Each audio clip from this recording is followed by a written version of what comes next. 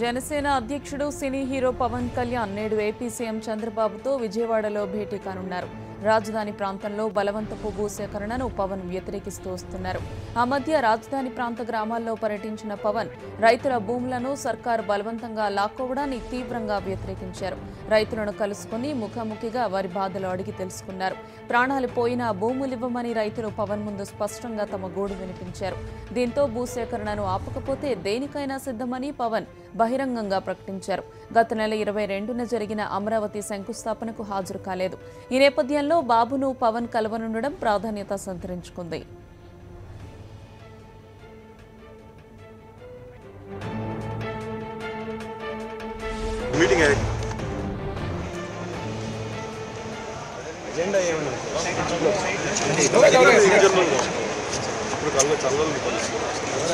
Sir land pooling సంబంధించి మధ్యలో కొన్ని కామెంట్స్ చేశారు. వాళ్ళు కూడా ప్రభుత్వం వెనక్కి తగ్గింది. మళ్ళీ ల్యాండ్ పూలింగ్కి గవర్నమెంట్ వెళ్తూ ఉంది. ఆ అంశంపై ఏమైనా చర్చించే అవకాశం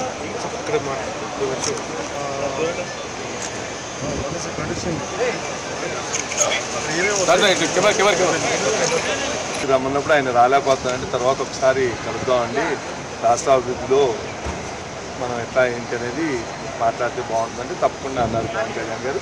దాని మీద ముఖ్యమంత్రి గారితో మాట్లాడితే ఈ మధ్య దాదాపు 9 రోజుల నుంచి ఆయన విజయవాడలో లేరు. 12th ఒకరోజు విజయవాడలో ఉంటానని చెప్పారు. దాని మీద దీనికి కూడా చెప్తే తప్పకుండా కలుద్దామని అన్నారు. ఇప్పుడు వెళ్ళి సీఎం గారిని కలిసి అలాగే అక్కడ అమరావతి రైతులు అలాగే వివిధ సమస్యల మీద అన్నీ మాట్లాడదాం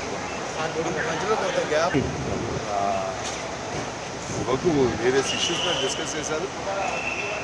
ఒకటే ముఖ్యమంత్రి గారికి ఆయనకి ఒకరంటే ఒకరికి గౌరవం అభిమానం ఉన్నాయి.